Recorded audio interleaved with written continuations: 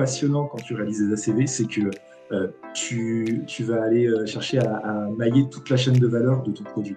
Aujourd'hui, c'est un des freins au déploiement de ces ACV, c'est que tu es obligé de t'appuyer assez rapidement sur ce qu'on appelle des données génériques. Donc, tu vas dans des bases de données comme EcoInvent, comme la base de données de l'ADEME, la base de données empreinte.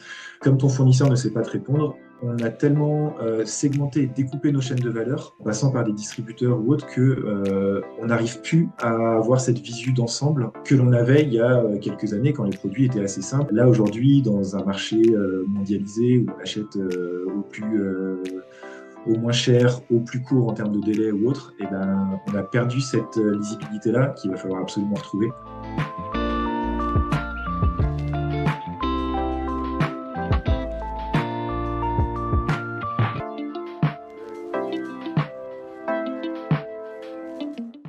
Bonjour à tous et bienvenue dans Dromia Matériaux, votre podcast qui parle de science, de matériaux et d'expérience humaine.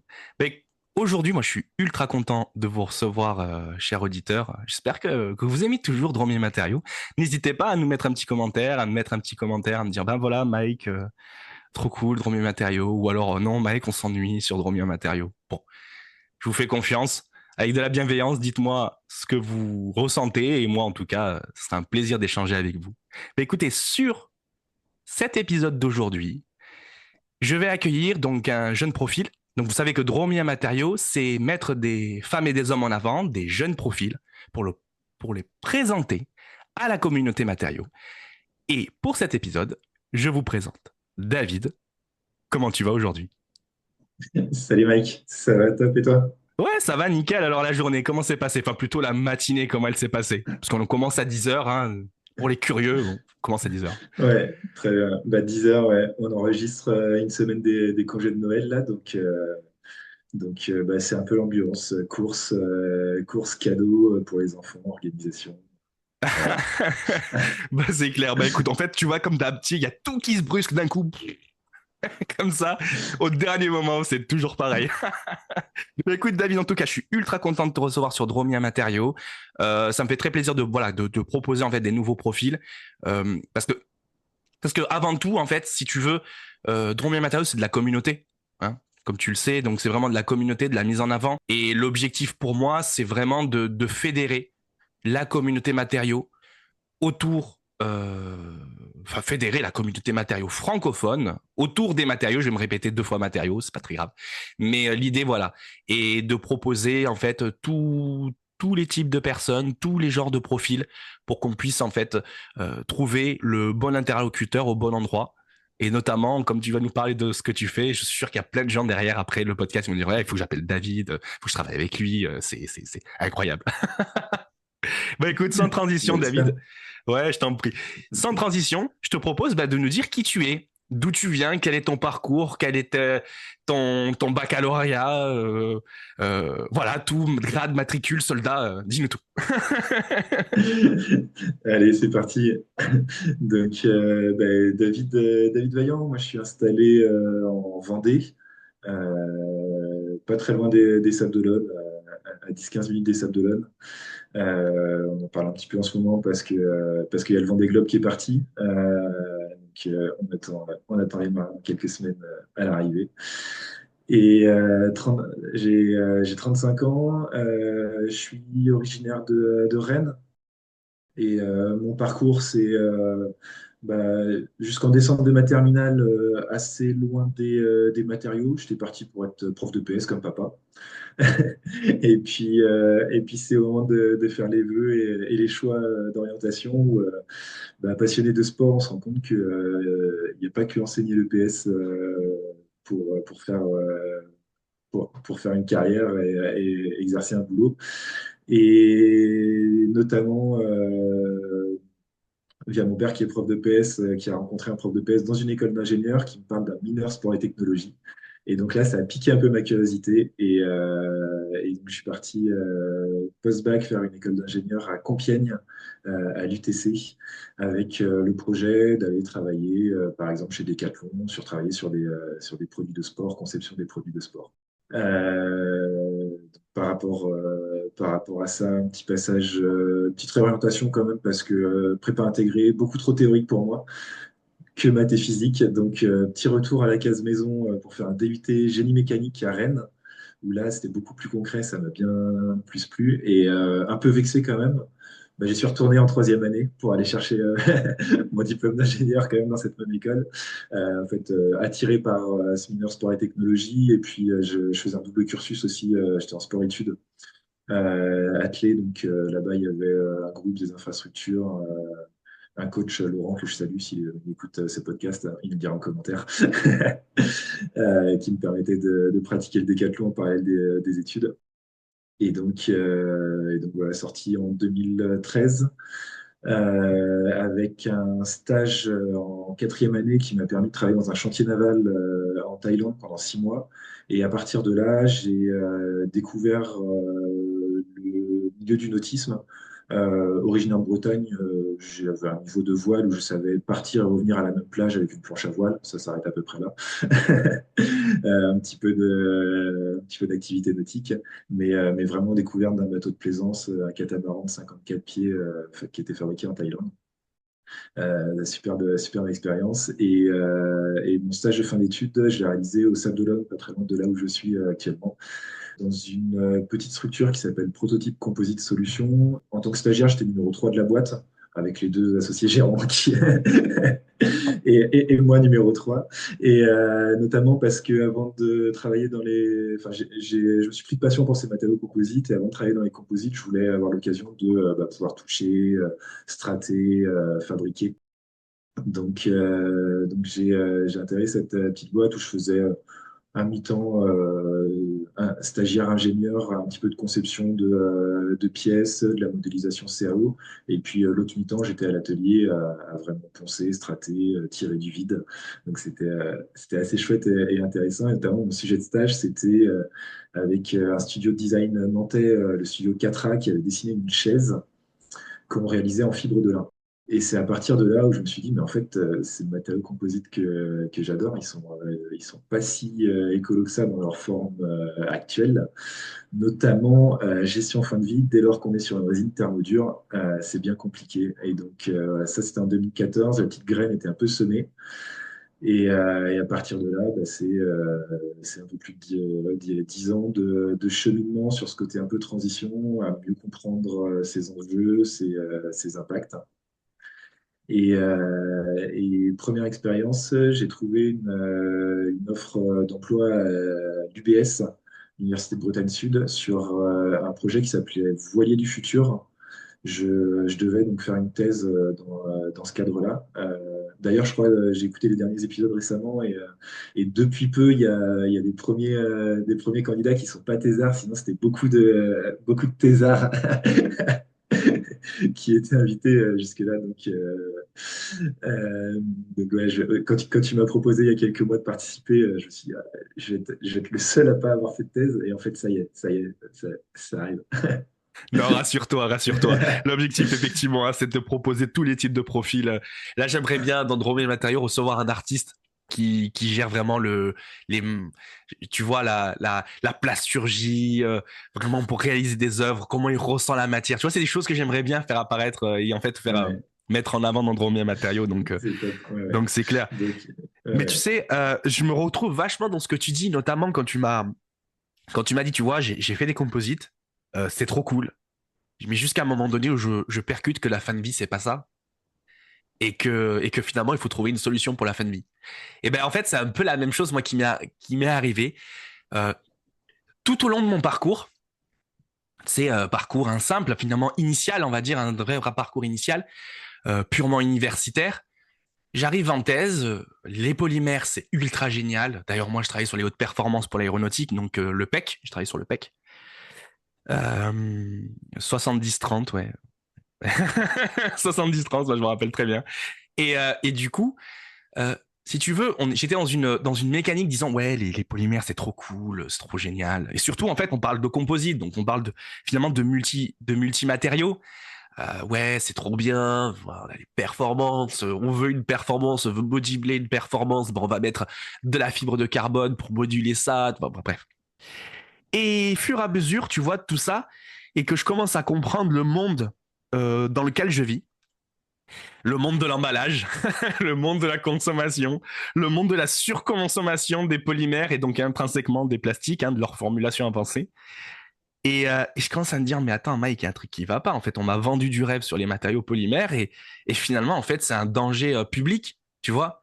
Alors, je caricature, parce que l'objet n'est pas diabolique, c'est la façon qu'on utilise qui est diabolique. C'est pas l'objet. L'objet, elle est amorale. Il n'y a pas de, il y a pas de, pour les puristes des gens des matériaux et des polymères, j'aime les polymères. Voilà, c'est mon disclaimer. J'aime les polymères, d'accord? Mais leur surconsommation, leur surutilisation excessive, ça, je l'apprécie pas. Je trouve que ce matériau mérite bien plus qu'être utilisé de la manière qu'il est utilisé à l'heure actuelle. Et effectivement, donc on a une prise de conscience. On se dit, mais mince, mais en fait, il faut qu'on réagisse. Il faut que nous, qu'on est garant en fait du savoir des matériaux, il faut qu'on interagisse avec les autres pour dire, ben oui, le matériau il est super, mais utilisez-le au bon endroit.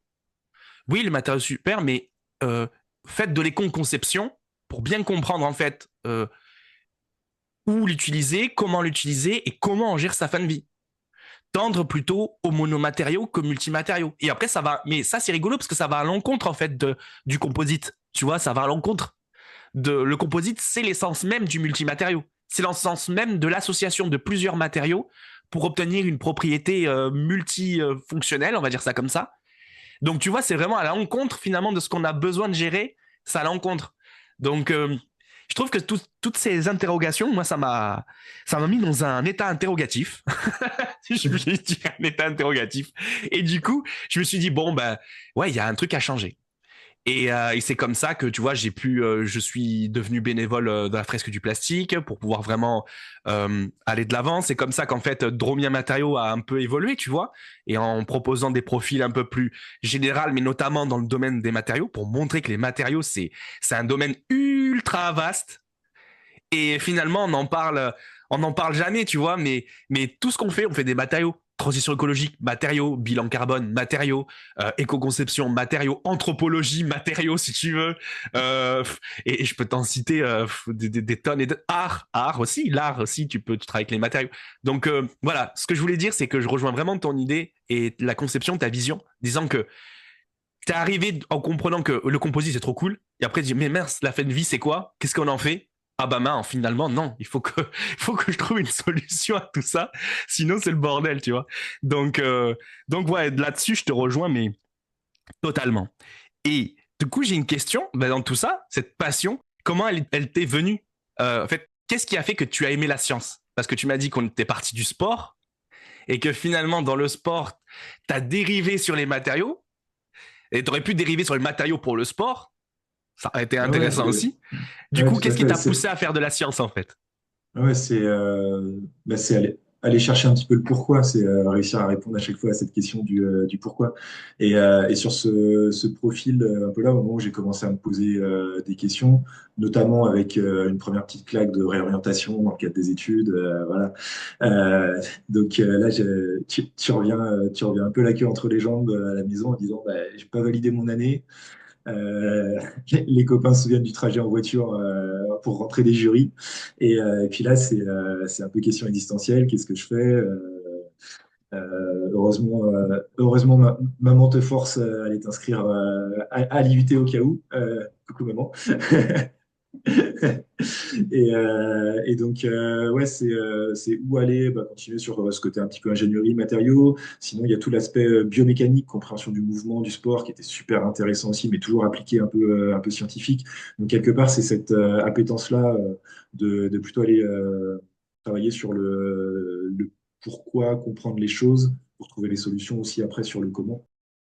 Et donc ça, c'est super intéressant. Le côté aussi, bah, continuer d'apprendre. Et c'est ce qui m'intéressait sur ce projet-là, de peut-être aller faire une thèse donc sur ce projet Voilier du futur qui, finalement, n'a jamais été financé. Mais l'objet, c'était de faire un démonstrateur de toutes les éco-innovations sur un bateau.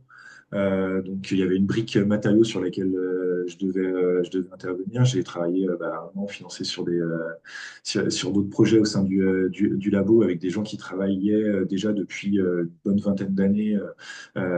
Christophe Ballet à Lorient depuis les années c'est le courant 90 où, je crois où il a fait cette bascule des matériaux composites aussi vers beaucoup d'utilisation de fibres de lin l'Inchambre principalement pour leur spécialisation. Euh, il y a des bateaux qui ont déjà été réalisés, il y a des analyses de cycle de vie qui ont déjà été réalisées. Donc en fait, ces solutions, on les a. Après, c'est réussir à trouver l'équilibre aussi avec l'aspect business qui va bien. Et donc ça, c'est un peu la suite du parcours pour moi, de revenir vers le privé. Une petite pige de 6 mois en calcul de structure sur des bateaux de course, dans une boîte qui s'appelait à l'époque HDS. Maintenant, ça a refusionné avec sa petite sœur GC Design qui sont installés à Lorient également. Et puis j'ai été travailler 5 ans chez Beneteau, qui est leader de construction de bateaux à voile. C'est une super belle entreprise très implantée en Pays de la Loire. Vendée principalement, un petit peu le Maine-et-Loire. Et là, j'ai complètement lâché le côté matériaux. C'était de la conformité réglementaire, donc le marquage CE des bateaux. Jusque-là, le bateau, pour moi, c'était une coque composite et ça m'a permis de découvrir un peu tout ce qu'il y avait à l'intérieur.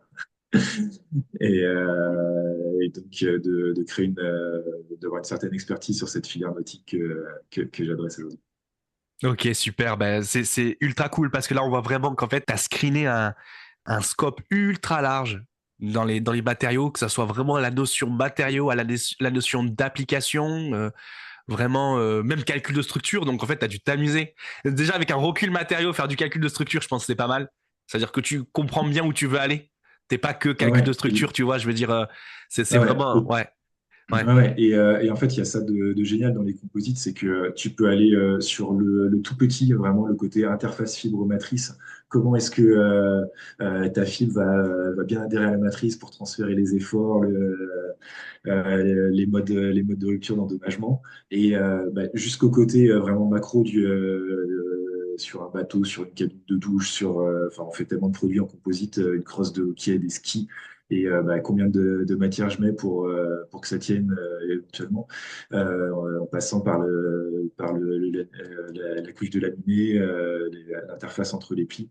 Et du coup, intellectuellement, tu peux t'amuser pendant toute une vie avec ces méthodes. Ouais, c'est clair, mais je connais, là, t'as parlé à mon cœur, David. T'as parlé à mon cœur, tu m'as parlé interface fibre matrice, t'as parlé à Ouais, mon cœur, là. c'est bientôt les fêtes, c'est pour ça, c'est que de l'amour en ce Ah, t'as moment. parlé à mon cœur. Moi, tu me parles en image et tout ça, tu sais, tu me parles, tu sais me parler, là, David. Non, mais c'est incroyable. C'est incroyable. Mais écoute, c'est la parfaite transition pour te demander, en fait, de nous introduire, donc, finalement, plus précisément, qu'est-ce que tu fais, où tu évolues à l'heure actuelle, qu'est-ce que tu défends également comme valeur, et notamment de nous présenter les enjeux, globaux de la Ouais, thématique que tu ok. mènes. Ok. Aujourd'hui, ça fait 1 an et demi que je me suis installé à mon compte en créant Zephyr, qui a vocation à être un bureau d'études. Aujourd'hui, c'est ma multinationale de moi tout seul. Mais l'idée, c'est de créer un bureau d'études autour de l'accompagnement à la transition des entreprises, plus particulièrement sur l'aspect industriel, avec une expertise sectorielle qui est le nautisme et ses matériaux composites. Donc, les services, c'est réaliser le bilan carbone d'une entreprise, mettre en place des démarches d'éco-conception, réaliser des analyses de cycle de vie. L'idée, c'est de rentrer plutôt par le prisme de ces méthodologies presque sur étagère, un peu catalogue, pour aller ensuite questionner l'entreprise sur sa stratégie, sur son business model, parce que tout ça, on peut le prendre avec le côté réglementaire qui vient t'imposer d'aller sur ces sujets-là. Sur le côté business, si tu es trop petit, le réglementaire ne va pas te l'imposer. Par contre, c'est peut-être tes clients, tes donneurs d'ordre, si tu réponds à de l'appel d'offres public, qui va fortement t'inciter à le faire. Donc, on n'est pas dans l'obligation, mais une incitation forte. Et donc assez souvent, on l'attaque plutôt par ce côté contrainte, mais le fait de le mettre en place, on se rend compte que en fait, on parle de risques et d'opportunités pour une entreprise, qu'on se projette dans un monde à 15, 20, 30 ans. Alors, personne n'a une boule de cristal, on ne sait pas trop à quoi il va ressembler. Mais est-ce que dans un monde décarboné, dans un monde, je suis plutôt optimiste, j'ai envie de l'être, donc dans un monde qui a réussi sa transition, est-ce que mon modèle d'activité aujourd'hui, il est toujours viable? Ou est-ce que il faut que je commence à me poser les questions? bah, cette transition, ça va prendre du temps. Il faut former ses équipes, il faut intégrer de nouvelles méthodologies, il faut tester des business. Et donc, si on attend d'être au pied du mur, ça peut être un peu violent. Donc, on a tout intérêt à attaquer le plus tôt possible pour bah, s'acculturer un petit peu à tous ces sujets. Ouais, c'est clair, mais c'est ça l'enjeu en fait, hein. C'est ça l'enjeu. Maintenant, moi, ce que je remarque dans toute cette approche-là, c'est vraiment de se dire, OK, on a une vision de tous les types de matériaux. Euh, Comment l'utiliser au bon endroit, tu vois? Et de quelle façon? Et de quelle manière? Parce que c'est bien beau d'utiliser le bon matériau au bon endroit, mais si tu l'utilises de la mauvaise manière, ben, in fine, tu vas faire peut-être un composite. Derrière, tu peux plus le recycler. Tu vois, je veux dire, il y a vraiment toute une démarche, donc ça rejoint avec l'éco-conception, comme tu me dis. Il y a toujours une démarche d'éco-conception. Et en plus, si tu cadres derrière, en fait, tu mets derrière une ACV et que tu la vois un garde-fou, ça veut dire en fait comment tu vas limiter certaines actions pour pouvoir ou favoriser d'autres actions, hein, pour pouvoir en fait définir tout ce que tu as besoin dans le flux d'entrée, voir comment ton matériau va évoluer, ou enfin ton objet dans sa phase d'utilisation de vie. Et après, bah, finalement, en ayant côtoyé son environnement, est-ce qu'il est recyclable à la fin ou pas, ou est-ce qu'il est réemployable ou pas? Je pense que ça c'est ultra important maintenant et je crois qu'en fait ça devrait être une norme. On devrait même plus parler d'éco-conception pour moi, on devrait parler de conception tout court parce que Ouais, l'éco-conception devient la conception tout court, tu vois, devient ouais, en ouais, fait notre cheval de ça bataille. va. Ouais, ouais. C'est quelque chose c'est quelque chose qui se développe en tout cas dans le sens là, avec de plus en plus de réglementation par ça. Il y a c'est surtout au niveau de l'échelle européenne que les réglementations arrivent aujourd'hui pour nos marchés européens. Et, euh, et en fait, on va se retrouver avec un système contraint par plusieurs axes. Il y a ce côté réglementaire. Là, l'actualité, c'est la CSRD pour les entreprises. Donc, c'est une réglementation sur la RSE qui s'applique aux très grandes entreprises. Petit à petit, d'une année sur l'autre, ça va réduire pour, à la fin, concerner ces plusieurs dizaines de milliers d'entreprises. J'ai plus le chiffre exact en tête à horizon 2027 ou 2028. Et ces entreprises-là qui vont devoir faire un reporting et donc rendre compte de leurs activités vont être obligées de s'appuyer sur leurs fournisseurs.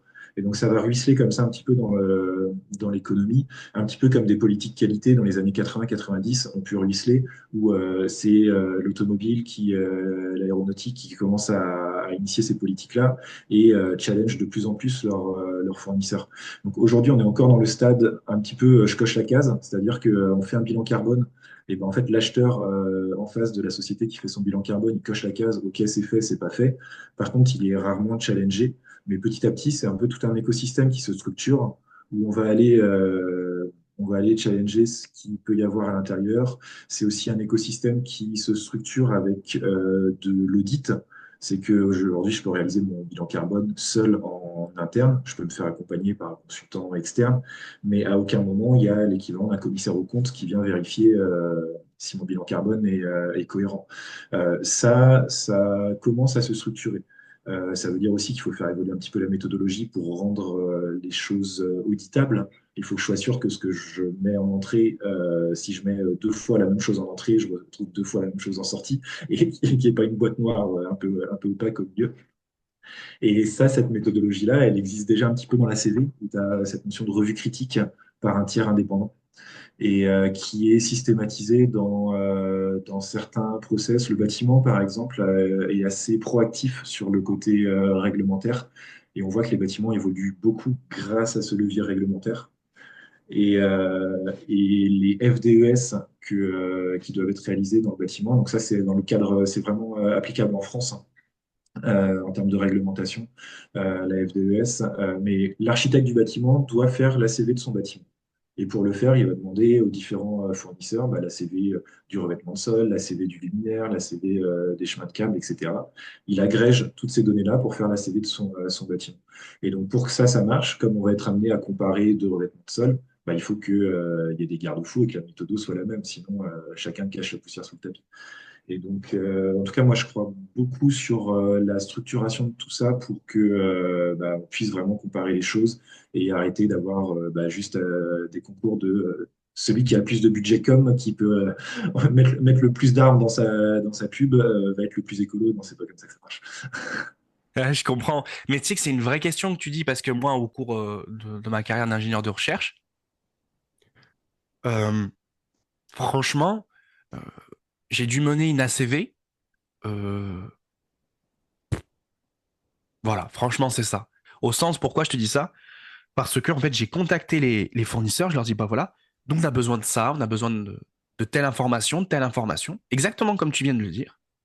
Et les gens, bah on sait pas. Mais attends, t'as pas un truc, t'as pas une ACV de ton produit? Non, non, non, non. Et vraiment, on dirait enfin, ils sont offusqués. Enfin, je sais pas, enfin, c'est peut-être pas le bon mot offusqué, mais je veux dire, vraiment, les gars, ils savent pas où ils sont, en fait. Et tu leur poses la question, ben non, on sait pas. Mais alors, moi, je dois réaliser mon ACV, je dois réaliser mon ACV, mais j'utilise votre matériau, vous êtes pas capable de me la donner? Bah non, non, non, non, non. On va rechercher, nous aussi, on va regarder nos fournisseurs. Non, non, mais Je te jure. c'est vraiment une des problématiques. Alors, c'est à la fois ce qui est passionnant quand tu réalises des ACV, c'est que tu vas aller chercher à mailler toute la chaîne de valeur de ton produit. Et en fait, tu peux te dire de prime abord, je vais faire l'ACV d'une brosse à dents, c'est peut-être pas le sujet le plus sexy. Voilà. Mais en fait, tu peux prendre un produit on ne peut plus banal. Le fait de tirer la pelote comme ça, et d'aller remonter jusqu'au granulé de plastique. Mais quelle est la part de recyclé? Ah ben, en fait, on ne sait pas parce qu'il n'y a pas de traçabilité, il y a pas... et tu te retrouves comme ça à mailler des sujets. J'ai fait l'ACV d'une paire de skis en bois chez Villacampa, pour ceux que ça intéresse. C'est la dernière fabrique de skis en bois dans les Pyrénées. Jacques, si tu nous regardes, tu nous diras en commentaire. Par exemple, pour aller travailler sur le bois, savoir d'où vient le bois, où est-ce qu'il a été sourcé, on est assez vite limité. Et aujourd'hui, c'est un des freins au déploiement de ces ACV, c'est que tu es obligé de t'appuyer assez rapidement sur ce qu'on appelle des données génériques. Donc, tu vas dans des bases de données comme EcoInvent, comme la base de données de l'ADEME, la base de données empreinte, parce que comme ton fournisseur ne sait pas te répondre, il faut prendre un acier moyen, alors qu'en fait, tu utilises un acier particulier. Tu as de l'aluminium dans ton produit. Si ton aluminium il est fabriqué au Canada avec de l'énergie plutôt hydrolienne, ou s'il est fabriqué en Chine avec de l'énergie plutôt charbon aujourd'hui, il n'a pas du tout la même empreinte carbone. Donc, en fait, ça, aujourd'hui, on a tellement segmenté et découpé nos chaînes de valeur en passant par des distributeurs ou autres que on n'arrive plus à avoir cette visu d'ensemble que l'on avait il y a quelques années quand les produits étaient assez simples. On achetait une chaise chez l'artisan du coin. L'artisan du coin il était capable de savoir d'où il s'approvisionnait en bois pour fabriquer la chaise. Là, aujourd'hui, dans un marché mondialisé où on achète au moins cher, au plus court en termes de délai ou autre, eh ben, on a perdu cette lisibilité-là qu'il va falloir absolument retrouver. Donc ça, d'une part, en fait, il y a ce côté-là qui bloque, et d'autre part, eh ben, il faut aussi que ça monte en maturité dans toutes les entreprises. Et au fur et à mesure, quand chaque fournisseur sera capable de donner à son client son ACV, on sera en mesure d'agréger des choses qui auront beaucoup plus de sens. Et alors qu'aujourd'hui, on est bloqué et on a besoin d'accéder à des bases de données privées, payantes, qui coûtent très cher, qui sont un frein aussi au déploiement de cette méthodologie. Demain, si on a l'information via notre fournisseur, parce que ça fait partie du package avec la fiche de données sanitaire du produit, si on a sa déclaration environnementale produit, eh ben, ça nous permet de ne pas être dépendant d'une base de données EcoInvent qui coûte très cher. Moi, je suis totalement d'accord avec toi. Vraiment, cette fiche d'identification, quoi, ta carte d'identité, quoi. Te faut ta carte Ouais, d'identité produit pour que tu puisses savoir ben, finalement d'où il vient, comment ouais. il a été sourcé. Parce que effectivement, ça c'est ultra intéressant ce que tu dis. Deux matériaux qui ont les mêmes propriétés, les mêmes structures, tout identique, pile poil. Et ben s'il est extrait par une ressource renouvelable et s'il est extrait par une ressource pétrochimique, charbonnée ou ainsi de suite, eh ben en fait en empreinte carbone, on n'est pas du tout la même chose, quoi. Donc effectivement, ça c'est clair et c'est vrai que c'est intéressant c'est ce que tu disais aussi, cette notion de d'interconnecter les choses entre elles, différents types d'approches, différents types de paramètres pour pouvoir en fait être le plus pertinent. Parce que notamment, il y a du greenwashing, par exemple, là je te donne un exemple là, que j'avais écouté récemment. Tu sais, les gommes à mâcher, là, les chewing-gums. Donc, déjà, les chewing-gums, les gars, les mettez pas à la bouche, c'est du plastique, s'il vous plaît. Bon, bref, si vous êtes chaud et que vous voulez toujours et que vous voulez avoir le substitut, genre à l'EVA, si je dis pas de bêtises, ok, c'est naturel, ok. Ok, c'est pas une source pétrochimique, on fabrique une gomme à mâcher naturelle, ok, si vous voulez. Mais en termes de bilan ACV, en fait, on est mauvais. Parce qu'en fait, toute la phase de séchage de l'EVA, ben en fait, elle peut être en fait réalisée non pas avec une énergie renouvelable, mais avec une énergie euh, pétrosourcée. Ben, je veux dire, vous voyez, donc du pétrole ou du gaz et des choses comme ça. Et donc du coup, ben en fait, en impact ACV, vous êtes pire que du plastique simple en fait. Donc en fait, c'est là où je veux en venir, c'est que faut faire attention. Le matériau n'est pas garant de toutes ces phases de transformation et du respect en fait de l'environnement dans sa phase de transformation. Donc c'est vraiment ce que tu alertes en fait, hein. C'est que le matériau n'est pas garant de ça. Et donc c'est Ouais. important de dire On peut pas derrière, raisonner, ouais. On peut pas raisonner que matériaux, c'est c'est matériaux, exactement ça. process. Exactement, c'est le process. Ouais, On peut pas découpler les deux. ouais, ouais, tout à fait, tout à fait. Donc ça c'est ultra important en fait à se le dire parce qu'en fait on peut jouer sur ça, hein. Clairement les gens peuvent jouer sur ça. Ils peuvent dire bah non mais attends, nous on a un truc green, ok on est cool, on est 100% cool, on est happy vert, tout ce que tu veux, tu vois. Mais en fait derrière non. Donc ouais effectivement c'est une vraie question. Euh, du coup, moi, ça me fait penser à comment tu processes. C'est-à-dire quelqu'un qui vient te voir et te dit, bah, David, je veux bosser avec toi. Mais en fait, comment ça marche? Comment toi, tu recueilles l'information? Tu te dis, bah voilà, moi, mon scope, c'est ça, c'est ça.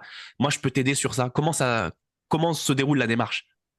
Ouais, ouais, ouais. Généralement, on a toute une phase, on va dire, un peu avant-vente, où il faut qu'on apprenne à se connaître un petit peu. Donc, ça commence avec ce premier échange, notamment pour cerner le besoin.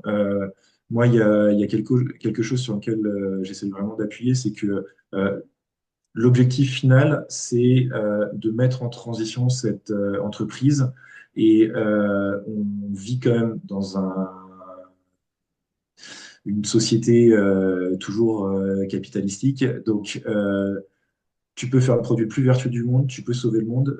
La priorité, c'est quand même d'être en vie dans 5 ans. Euh, donc, il faut que ça s'intègre aussi dans ces enjeux-là. Et il faut aller chercher le client, son entreprise et l'individu au niveau de maturité où il est. Donc, en fait, ce premier échange, il me permet un peu de cerner ça, de savoir, en éco-conception, on parle de niveau d'éco-conception. Le niveau 1, on va plutôt être sur de l'optimisation. Grosso modo, on fait le même produit qu'avant, mais on cherche à l'optimiser, on cherche à réduire ses matières, on incorpore un petit peu de recyclé, mais on révolutionne pas tout. Il y a un deuxième niveau qui va être plutôt dans on commence à challenger un petit peu notre produit. Donc là, l'exemple, c'est vraiment, je mets un peu plus de recyclé dans mon produit, mais je ne change pas mes paramètres d'injection, ma coque en plastique pour un téléphone. Le deuxième niveau, c'est je repense un petit peu l'architecture de mon produit, je réponds toujours aux mêmes besoins, mais par contre, peut-être en le pensant un peu différent, là, dans mes feuilles de formation, j'ai le visuel d'un petit tabouret qui n'est pas constitué de 4 pieds et une assise, mais un peu différemment pour consommer moins de matière. Et je réponds toujours aux mêmes besoins, mais différemment. Le troisième niveau, tu commences à arriver sur de la rupture technologique. C'est l'exemple de la motorisation thermique par rapport électrique par rapport à la thermique. Je, je maintiens ce besoin-là, mais j'arrive à le proposer d'une manière différente pour gommer une grande partie de ses défauts.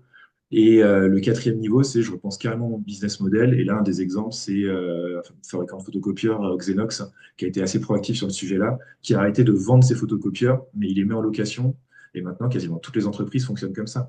On loue un photocopieur, on loue un service de maintenance aussi pour recharger les cartouches d'encre, racheter du papier. Et du coup, ça fait qu'on conçoit des produits beaucoup plus robustes parce que l'objectif, c'est qu'ils tiennent un usage de location. Comme en tant qu'entreprise, je reste propriétaire de mon produit, bah, j'ai intérêt que ça tienne la route et qu'il ne s'ouvre pas à la deuxième utilisation. Et donc là, ça permet de changer et de passer de cette économie assez linéaire à quelque chose de plus circulaire, ce qu'on appelle l'économie de la fonctionnalité. Et donc, par contre, s'il y a un client qui en a jamais entendu parler, tu arrives tout de suite en disant, bah, écoute, ton produit, tu vas le mettre en location et bah, en fait, c'est trop tôt. Donc, faut accepter un petit peu ce cheminement. Et on commence par comprendre ça. On commence aussi par comprendre ses enjeux business parce qu'il y a les deux approches. Le bilan carbone qui est plutôt une approche site, où on va diagnostiquer son entreprise, et l'ACV qui est plutôt sur une verticale produit, où là, on va chercher à optimiser son produit.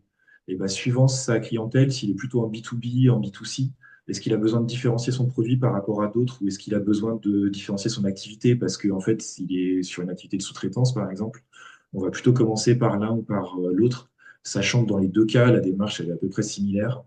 On collecte des données, on fait de la mesure, on fait des jolis camemberts, on est très content de nous. Et surtout, après, on ne s'arrête pas là parce que sinon, bah, clairement, on a lancé de l'argent par les fenêtres pour rien. Donc on construit un plan d'action pour chercher à s'améliorer.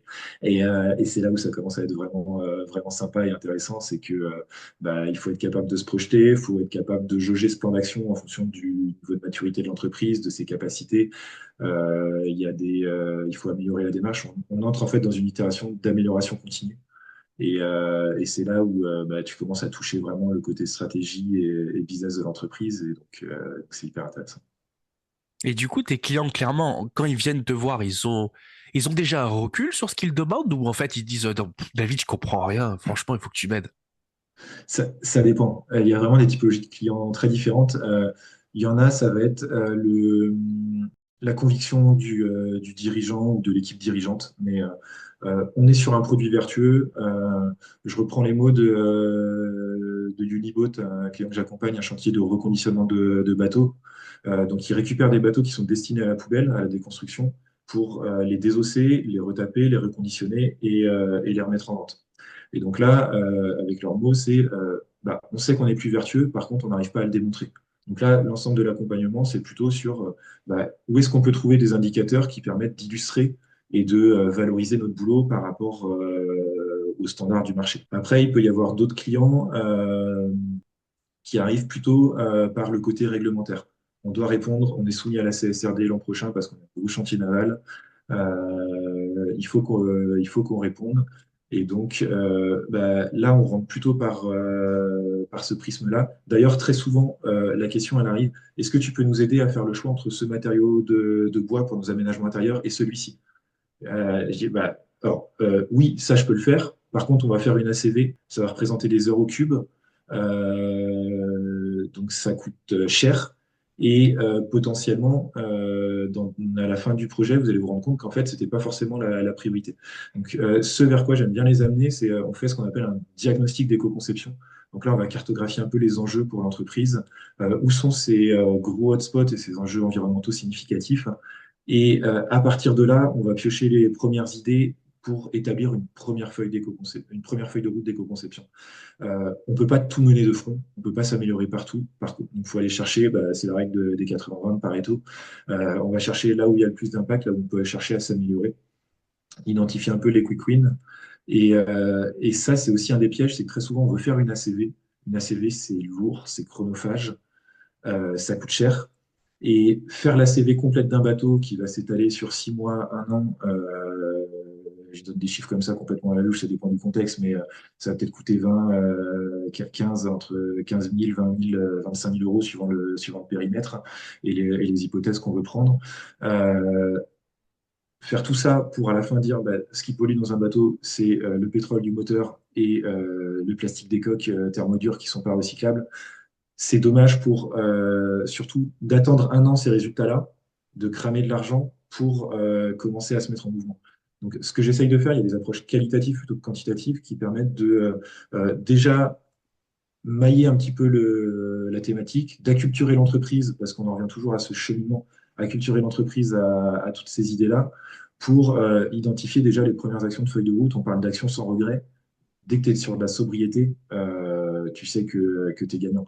Aujourd'hui, aller questionner, est-ce que ça vaut le coup de climatiser la partie extérieure d'un bateau pour prendre un cocktail dans les Everglades à l'extérieur au frais alors qu'il fait 40 degrés dehors. En fait, il n'y a pas besoin de faire une ACV pour se dire qu'a priori, il y a sûrement des choses à regarder de ce côté-là. Par contre, tu es confronté à des enjeux marchés. Donc aujourd'hui, tu réponds avec ce marché. Est-ce que dans un monde, si on se projette, comme je disais tout à l'heure, dans un monde 20, 30 ans, climatiser des extérieurs, est-ce que tu auras toujours un marché pour ça? Est-ce que ça passe par la conscience des consommateurs?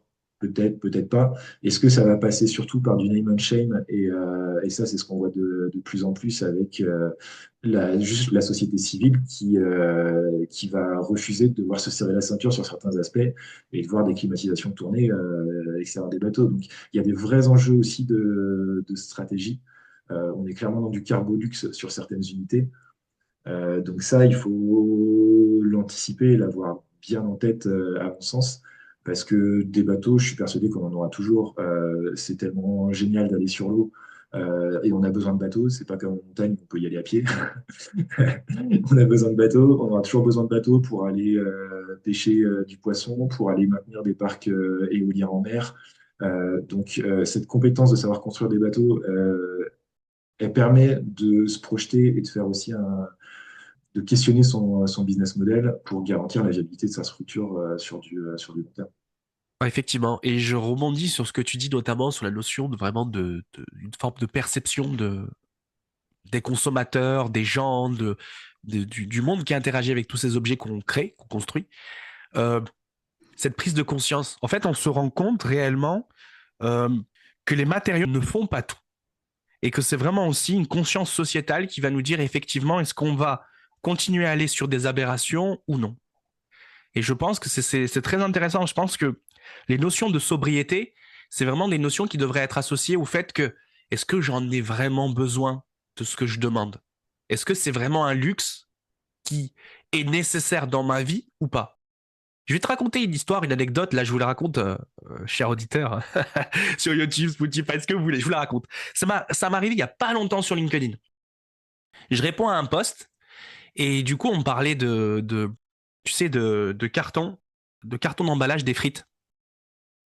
Et du coup, donc, le post ultra cool, ultra clair. Il explique, voilà, effectivement, on a l'emballage de frites, ben, c'est constitué de craft. Voilà, il explique tout le type de matériaux. Puis, effectivement, 20% d'un vernis, donc un copolymère euh, styrène butadiène, si je dis pas de bêtises, avec d'autres additifs.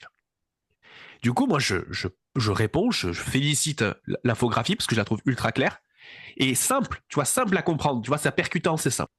Et je dis simplement, ben oui, l'aberration, c'est d'utiliser des multimatériaux dans des solutions qu'on n'a pas besoin. Qu'on devrait prendre aussi la notion de monomatériaux, aller plus sur du monomatériau. Et puis, et puis, euh, et puis, c'est du bon sens en fait. En fait, c'est du bon sens. Il faut se poser les bonnes questions au bon endroit pour utiliser le matériau au bon endroit pour une bonne application de données. J'ai un gars, un commentaire, un mec qui me répond. Ah, ça c'est du commentaire 5 étoiles. Du commentaire 5 étoiles. Le mec, il me répond. Et si j'ai envie de manger des frites dans la rue, je fais comment? Ah ben c'est clair, moi je lui ai répondu, en fait, déjà j'ai pris la question, j'ai dit ouais, ok. Et après je lui ai répondu simple, je lui ai dit mais en fait la réponse c'est que tu veux manger des frites, bah en fait tu t'arrêtes à un coin et tu te les manges à la cool tranquille, en t'arrêtant dans un coin. Et que là en Ou, fait si- la réponse que tu es en train de ou me donner, sinon, tu as ta boîte dans ton sac à dos. voilà. Mais sinon je lui ai dit tu t'arrêtes dans un coin, tu le manges et en fait derrière c'est pas une réponse matériau, en fait c'est une réponse de savoir-vivre. Tu vois? Est-ce que l'humain doit toujours adapter. En fait, on doit toujours tordre son environnement pour adapter à ses petits besoins à lui, au lieu d'être en synergie avec son environnement et de se dire, ben non, je vais me prendre du temps, je vais m'arrêter dans une friterie, je vais manger mes frites tranquilles. Et en fait, si tu n'arrives pas à faire ça, ça veut dire qu'il y a un problème de société. Ça veut dire qu'en fait, il faut qu'on revoie nos sociétés parce qu'on court trop vite et peut-être que c'est pas bon pour nous aussi. Tu vois? Donc, il y a vraiment Ouais. une notion derrière ce que je voulais défendre. C'est cette notion de se dire, mais attends, euh, pourquoi on doit toujours tordre tout? Pourquoi on doit toujours aller toujours plus vite, sachant qu'en fait, peut-être que notre salut, c'est plutôt d'aller plus lentement, mais plus sûrement. Et se poser les bonnes questions et revoir en fait nos notions de vie. Parce que la sobriété, c'est pas qu'une sobriété énergétique ou une sobriété matériaux. C'est une sobriété dans notre vie aussi. Tu vois? Tu vois, Ouais. c'est En aussi fait, utiliser là, mieux son mais temps et ainsi de suite. Tu vois? ouais, et là, à travers cet exemple-là, tu touches aussi certaines mécaniques de transition. Et moi, c'est ce que je trouve passionnant là-dedans, c'est que tu peux prendre, on a parlé du côté scientifique, voilà, matériaux, comment on appréhende ça. Il y a le côté économique et il faut que l'entreprise ait continue de rentrer de l'argent en vendant des produits, des services, parce que sinon elle se meurt. On a besoin de cette activité économique pour maintenir notre système social. Et donc là, on commence à parler de société, on est amené à parler de politique. Et en fait, tout ça, ça peut ne se faire que en prenant aussi en compte certains aspects sociologiques de transition. Et moi, je suis aussi facilitateur de certains outils comme la fresque du climat de Tonne. Je travaille sur l'eau et l'océan aussi avec la fresque de l'eau et la fresque océane qui sont vraiment des sujets qui me plaisent beaucoup. Et ça me semble indispensable de continuer de sensibiliser les gens. On parlait tout à l'heure du côté réglementaire qui peut venir nous aider à faciliter les choses en bloquant les moins bons sur ces sujets-là, en facilitant les plus proactifs.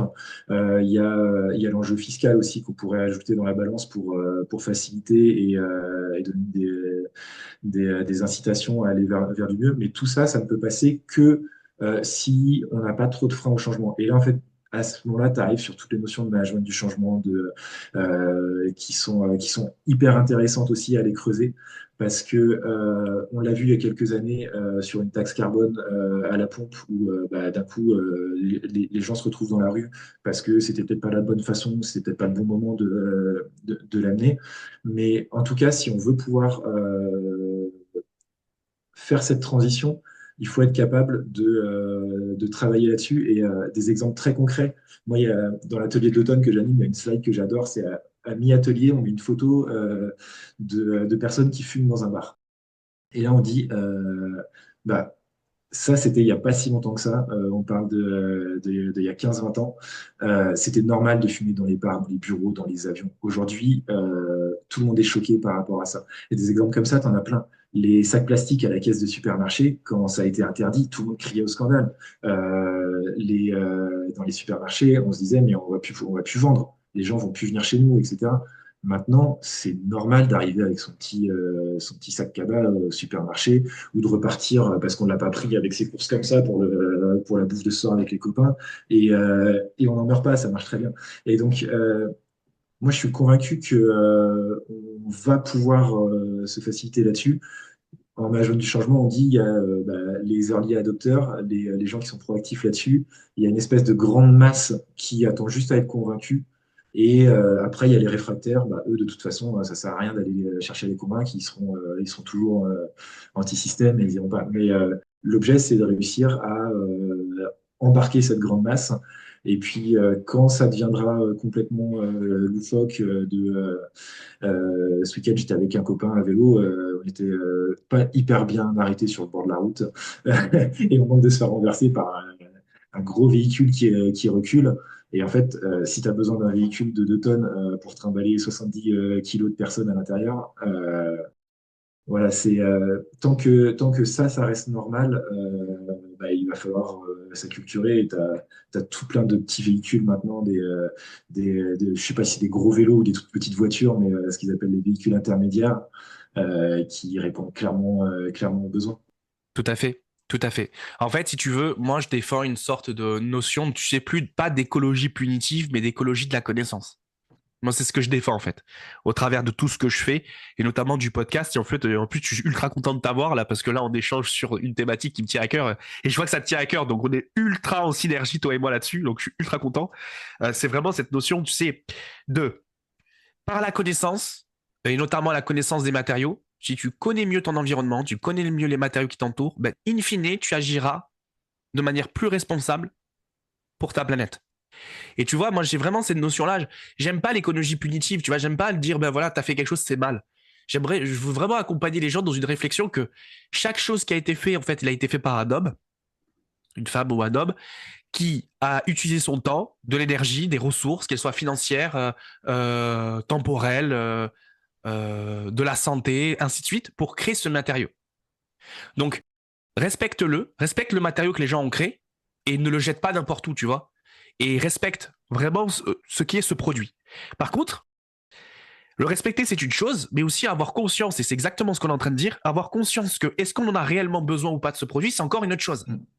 Et c'est à nous aussi de se dire, D'autant plus que si quelqu'un utilise de l'argent, utilise du temps pour un objet qui a aucun sens, bah en fait c'est la triple peine, quoi. C'est la triple peine, tu vois. Ouais, clairement. Ouais, Ouais. je te laisse. Et c'est en ça que moi je suis optimiste, on va dire, sur le fait que ce soit faisable.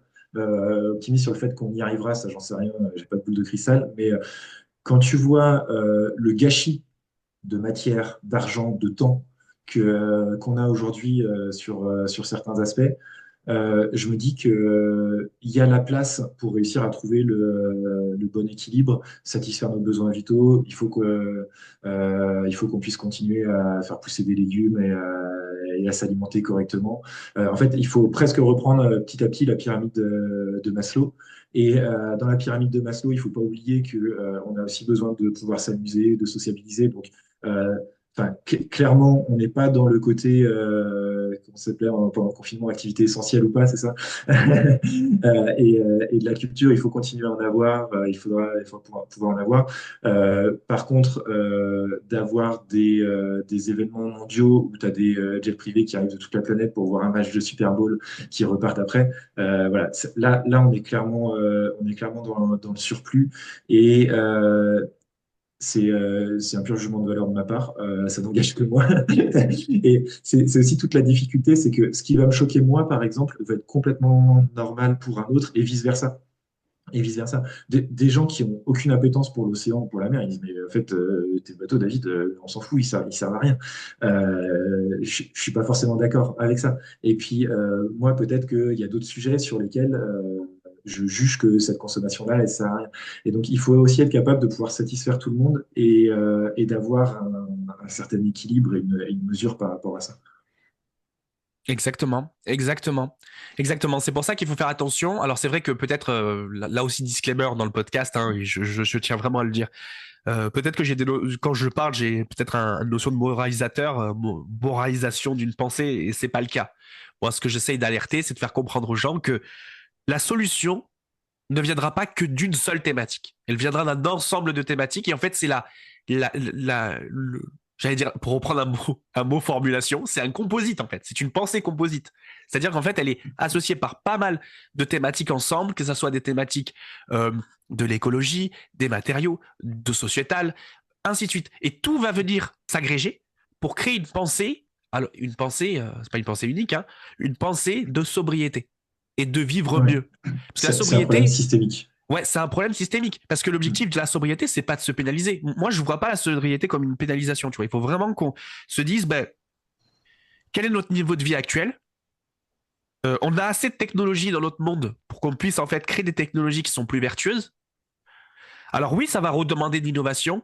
Oui, ça va redemander du financement, mais c'est en fait investir dans l'avenir, tu vois, et non pas rester sur un investissement déjà fait et on reste ça parce que là, c'est sûr qu'on va rentrer de l'argent, tu vois.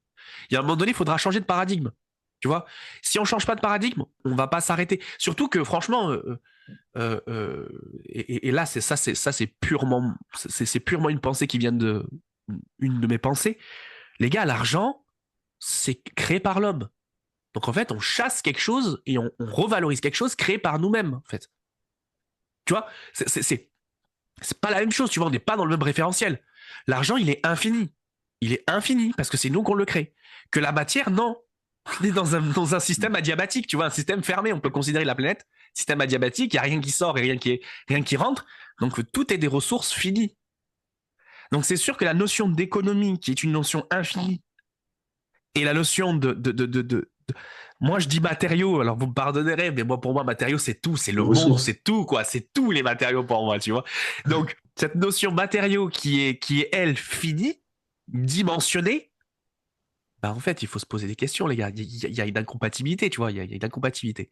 Donc je pense que voilà c'est ça, c'est vraiment sur ça que j'insiste et j'alerte. Et en fait je pense que c'est à nous scientifiques de tous bords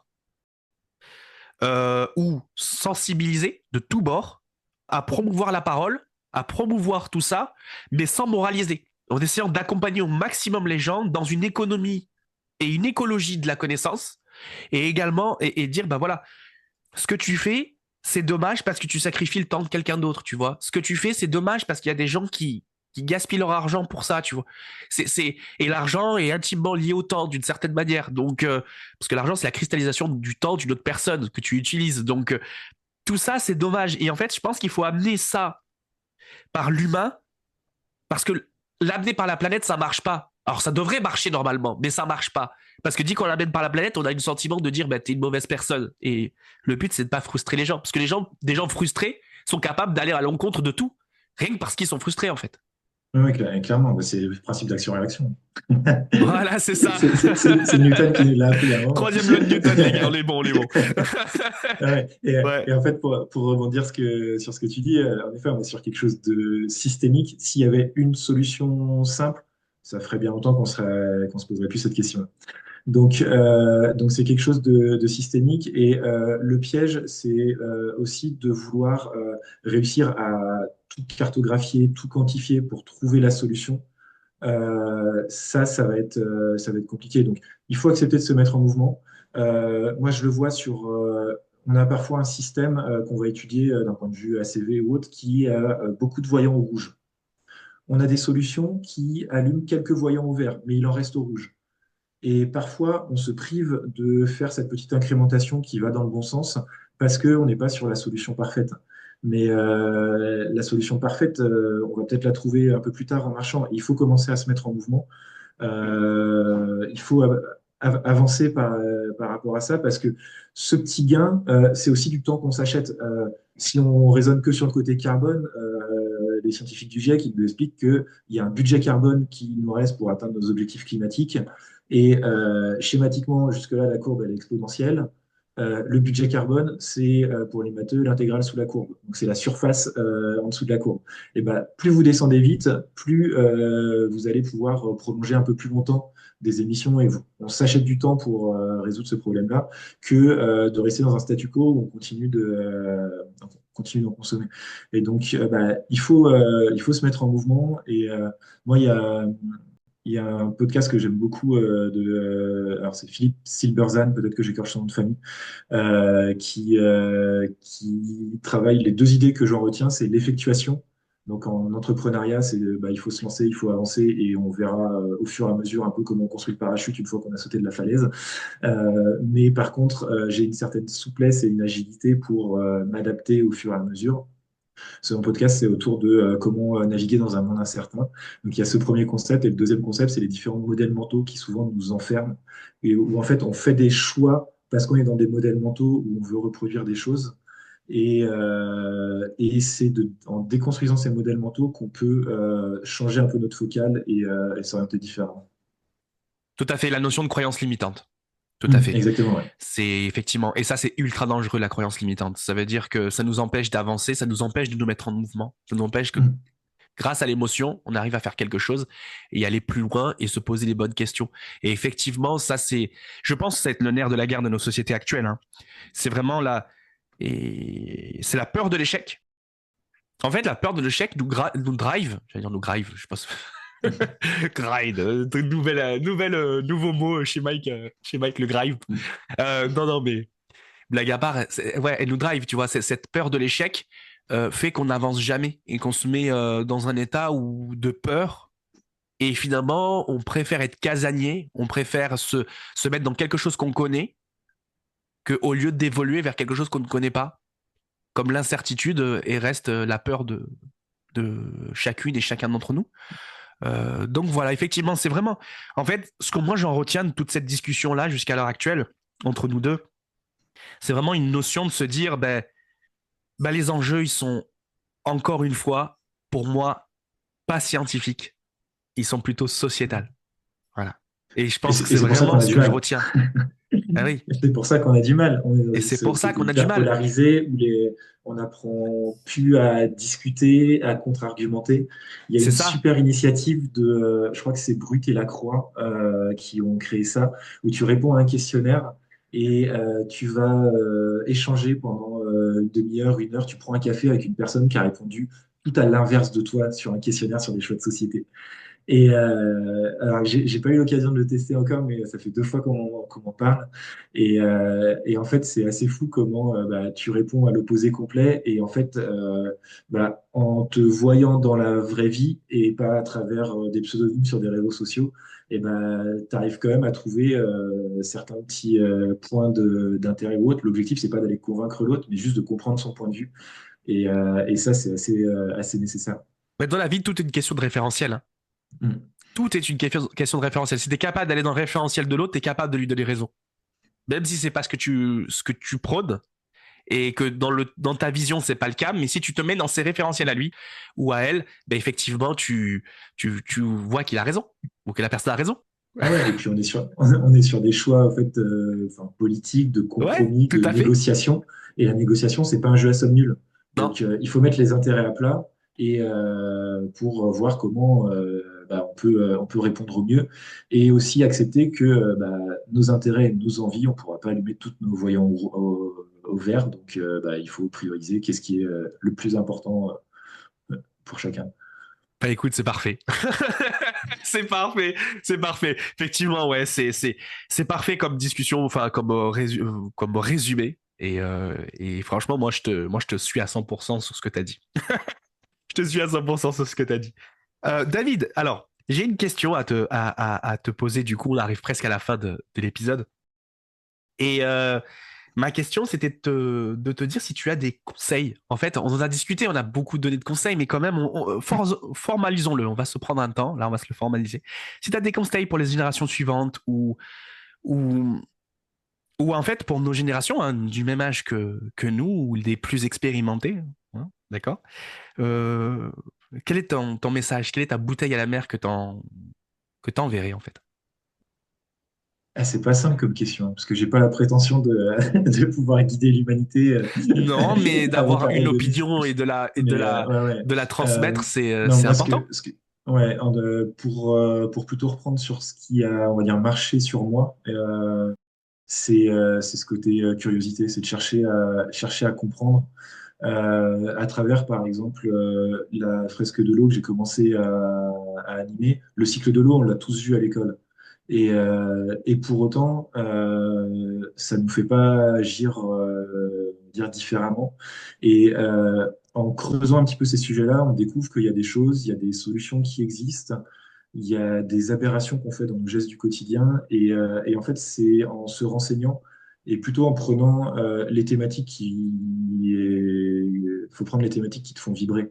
Ça sert à rien d'aller travailler sur le sujet de l'eau si c'est pas quelque chose qui t'interpelle. Il y a tellement à faire sur tellement de sujets différents. Moi, ça va être ce côté justement un peu environnement à travers l'écologie et ce côté ressources qui parle bien à mon côté ingénieur. Pour d'autres, ça va être dans du social et ils vont adorer aller aider des personnes âgées, aller aider des personnes dans le besoin. Mais ce dont il y a besoin, c'est de s'interroger un peu sur nos sociétés, de chercher à déconstruire tout ça. On a tout cloisonné. On a complexifié nos structures et c'est de réussir à comprendre bah, quand j'utilise un téléphone, en fait, qu'est-ce qui se passe derrière. Quand je fais tourner une machine, qu'est-ce qu'il y a derrière. Tous ces petits gestes du quotidien, réussir à les comprendre sans vouloir, encore une fois, tout cartographier et tout comprendre parce qu'on n'aurait pas assez d'une vie pour ça. Mais petit à petit, bah, ça nous permet de mieux cerner ce monde-là et ça permet aussi de comprendre pourquoi on retrouve certains discours à droite à gauche. Donc c'est plutôt sur ce côté-là à chercher, continuellement à apprendre et décloisonner et le collaboratif. Ça, c'est hyper important. Il faut bosser ensemble. À l'échelle locale, il y a tellement de choses à faire. Donc ouais, du collaboratif. Ouais, je comprends très bien. Et c'est ultra intéressant cette notion de décloisonner que tu dis. Parce qu'effectivement, on a l'impression de vouloir embarquer toujours les gens dans la même chose. Alors effectivement, tu vois, nous, quand tu vas prendre ce podcast, là, cet épisode qu'on fait ensemble, Drôme et Matériaux, on a évoqué pas mal de sujets. On a parlé de la sobriété, de l'énergie, des matériaux, euh, de la, du côté social, en fait. Voilà, qu'est-ce que ça amène, toutes ces composantes. Et effectivement, j'insiste encore sur cette notion de moralisateur. Effectivement, de la façon qu'on dit, on est en train de dire aux gens, non, en fait, les gens peuvent prendre ça comme étant, ouais, bah en fait, on est en train de vous dire, les gars, faites comme ça. Et en fait, je veux moduler ce propos parce que c'est exactement ce que tu dis, la notion de décloisonner. C'est que nous, on donne des arguments pour alerter sur des points de vue. Mais ce qui est ultra intéressant, c'est qu'il n'y a pas un seul chemin. Chacun est capable, avec sa sensibilité, ce que tu dis, d'agir sur des thématiques, d'agir sur des chemins. Alors, c'est bien d'avoir une base commune pour pouvoir, en fait, interagir et dire, bah voilà, effectivement, cette chose-là n'est pas forcément une bonne chose, il faudrait qu'on le revoie différemment. OK. Mais c'est totalement OK qu'on n'a pas aussi tous les mêmes sensibilités. Qu'il y en a d'autres qui vont être plus sur le social, d'autres qui vont être plus sur la matière, d'autres qui vont être plus sur d'autres secteurs. Et en fait, c'est ça qui va faire notre force. C'est que chaque type de personne avec leur sensibilité va agir, va restituer l'information à l'autre. On arrivera à développer un socle commun de compétences qui va nous permettre d'agir plus en synergie avec notre environnement et avec nos congénères, finalement, mais laisser aussi les gens évoluer dans leur sensibilité respective et leur dire, ben, c'est OK si t'as pas compris ça, c'est OK en fait. Parce que toi, tu m'apprends autre chose en fait. Tu vois? Et je pense qu'il faut donner cette liberté aux gens aussi d'interagir comme ils souhaitent et de la façon qu'ils souhaitent. Et pas tout vouloir, effectivement, je reviens encore sur ce terme parce qu'il est magique, cartographier, et je suis totalement d'accord avec toi. Faut arrêter de faire ça. Faut arrêter de dire non, bah en fait, tu sais pas ça, tu sais pas ça. Non, en fait, non. En fait, c'est le rôle. Il y a des gens qui savent de certaines choses. Je suis sûr que quelqu'un dans la rue qui connaît peut-être que dalle à ce qu'on raconte, il va nous raconter un truc, il va nous clouer dessus, clouer sur place. Et on va dire, ah ouais, putain, ah oui, oui, oui, tu vois. Parce qu'on n'a pas les mêmes sensibilités aux choses. Et je pense que c'est OK, en fait. Et c'est ça qui rend l'humanité plus forte, tu vois. Ah ouais, et on pourra pas tout mener de front, juste en termes de charge mentale. Enfin, certains essayent et certains dans l'eau y arrivent, mais faire du zéro déchet, ne plus prendre la voiture, plus prendre d'avion, enfin, tous ces éco-gestes, on les connaît. Par contre, c'est chronophage, c'est compliqué. Ce serait bien, en fait, il faut se le dessiner comme une cible, mais il faut aussi accepter, et je reviens sur cette notion de progression et de maturité, il faut faire ce pourquoi je suis capable à l'instant T. Et si je suis pas capable tout de suite de le faire, bah, c'est pas grave, peut-être que ça sera un peu plus loin. Et c'est l'exemple des sacs plastiques. C'était une aberration, maintenant c'est devenu normal. Donc petit à petit, ça va se construire. Par contre, il faut pas se bloquer et refuser de se mettre en mouvement. Et ça, c'est assez important. Moi, justement, pour éviter dans les ateliers ce côté moralisateur, par exemple, je parle assez peu d'interdiction de devenir végétarien, arrêter l'avion, enfin tous ces gestes-là qui seraient bénéfiques. Mais déjà, pour réussir à embarquer les gens et éviter ce côté un peu réfractaire, c'est bah, juste réduire. Déjà, se donner un objectif bah, je réduis de 30%, de 50%, et ça permet bah, se re-questionner, et au fur et à mesure, bah, peut-être que c'était impossible d'arrêter, et en fait, sans faire exprès presque, bah, je me retrouve quasiment à zéro parce qu'en fait, j'ai trouvé d'autres choses à la place. Ouais, je comprends. Je comprends. Effectivement. De toute façon, c'est toujours une notion d'équilibre. Moi, je trouve que l'équilibre, c'est toujours difficile à trouver. Et il faut qu'on tente tout à l'équilibre. Parce que c'est là le vrai, pour moi, la vraie solution. C'est être à cet équilibre-là, tu vois. Mm. Tout, d'un côté ou de l'autre, on va dans des extrêmes et je pense voilà, il faut trouver, garder cette notion où l'énergie potentielle est à zéro, tu vois, pour reprendre un terme de physique. Donc, ouais. Écoute, en tout cas, moi, je trouve ça ultra intéressant pour en discuter des heures et on voit que, et moi, ce qui me plaît dans Drôme et matériaux, et dites-le nous en commentaire également, peut-être que ça vous plaît pas, ou peut-être ça va vous plaire, je ne sais pas. Mais moi, ce qui me plaît dans les épisodes que je mène, c'est qu'on part toujours d'une thématique scientifique. Les matériaux est un propos ou un prétexte en réalité, mais on se rend compte que finalement tout est lié et on dérive très vite sur des sujets de société parce qu'on se rend compte que la solution n'est pas que scientifique et matériaux, elle est bien plus complexe que ça. Et c'est une belle solution composite. Hein. Ça, c'est ça que j'essaye d'attirer votre attention. Et je me dis que quand on aura compris que tout est lié, je pense qu'on donnera même plus de voix et plus de choses à différents secteurs qu'on pense qu'au début c'est barbant, mais en réalité, c'est que des secteurs de sujets de société. Donc voilà. Mais écoute, en tout cas, moi, j'adore ta bouteille à la mer. Et je pense que si on arrive à mettre un peu plus une petite pointe de raisonnement dans tout ça, ben on y arrivera loin. Je pense qu'on y arrivera loin.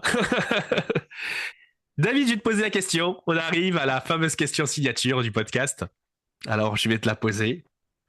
David, si tu serais un matériau, lequel serais-tu? Et comment tu te définirais? Allez, et ben parce que je suis auditeur, du coup, je l'avais un petit peu anticipé. Et je me suis rendu compte que je me suis fait un peu doubler ces dernières semaines. Mais je vais rester sur mon idée. Le matériau que je vais choisir, c'est un matériau composite parce que j'adore ça et ce serait le bois. Et en fait, au-delà du bois, le côté vraiment arbre, voilà, dans son ensemble. Mais en fait, j'aime beaucoup cette idée-là avec le côté un peu enraciné et réussir à garder cette notion-là pour comprendre ces différents enjeux et pas se retrouver trop hors sol à vouloir aller travailler sur des matériaux, par exemple, qui n'ont pas d'application concrète sur le terrain, qui ne répondent pas à un besoin. Le côté un peu lenteur de sa construction aussi. Il faut lui laisser du temps. Et donc ça engage aussi un peu le côté sobriété, ralentir. Et puis bah, c'est purement un composite par sa construction. Donc c'est quelque chose de très divers dans la nature. Tu vas en trouver des légers, des lourds, des robustes, des ductiles, etc. Et, euh, et je sais pas, un doux rêve, ce serait de réussir à travailler un arbre tout au long de sa croissance pour, tu vois, faire une jolie coque de bateau.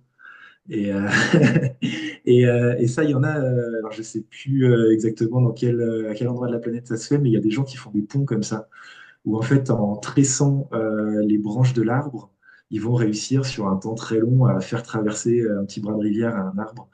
Et donc là, tu pourrais avoir des choses de ce type-là. En fait, il y a pas mal de matériaux qui s'inspirent de ça. Il y a une boîte qui fait des noyaux de planches de surf en champignons, par exemple.